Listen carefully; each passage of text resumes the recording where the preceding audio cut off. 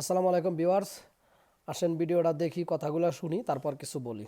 গামছা এটা দিয়ে একটা দিঘির পানি সঞ্চয় কি যদি করছো ওটা দিয়ে?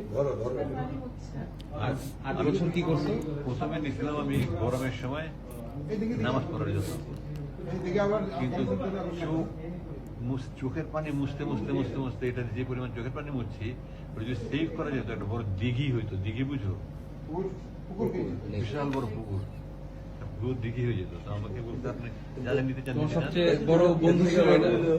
এটা বানাইছে কি? এটা 8 বছর তো টিকছে। হ্যাঁ, কোম্পানির অ্যাডভার্টাইজ হয়। তো আমি শুধু শুনলেন তো আপনারা কথাগুলো।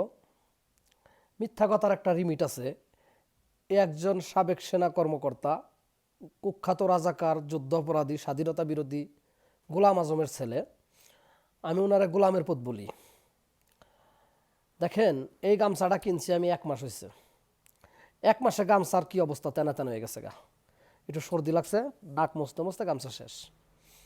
8 বছর যদি আপনি একটা গামছা সুকেসের ভিতরেও রাখেন, তারপরেও কিন্তু গামছাটা এরকম নতুনের মতো থাকবে না। উনি নাকি এত পরিমাণ চোখের পানি মুছছে এই গামছা দিয়া, একটা দিঘি হয়ে যেত এই পানি একসাথে জমা করলে। এমন মিথ্যাচার, এমন চাটুকার, এই চাটুকারদের কারণে, এই মিথ্যাচারের কারণে আজকে আমাদের দেশ বহির্বিশ্বে গুজবকারী হুজুকে বাঙালি মানুষে বলছে আমাদের দেশকে কেউ বিশ্বাস করে না, কেউ বিশ্বাস করে না। আপনারা সচেতন মহলের কাছে আমি এই বিচারটা দিলাম, একটা গামছা 8 বছর কি এভাবে থাকে? আসেন, দ্বিতীয়ত উনি বলছে উনি 8 বছর আয়নাঘরে ছিল। আয়নাঘরের কোনো অস্তিত্ব নাই, আমরা আজ পর্যন্ত মিডিয়াতে কোনো আয়নাঘর দেখি নাই। এটা একটা রূপকথা, সাজানো। এখন ওনার একটা ছেলের বয়স 8 বছর, আরেকটা ছেলের বয়স 6 বছর। আমার প্রশ্ন, উনি যদি 8 বছর আয়নাঘরে থাকে, তো 6 বছরে একটা ছেলে ওনার কিভাবে আসলো? এটা জাতির কাছে আমার জানার বিষয়। ধন্যবাদ সবাইকে। এই হলো বাটপারি।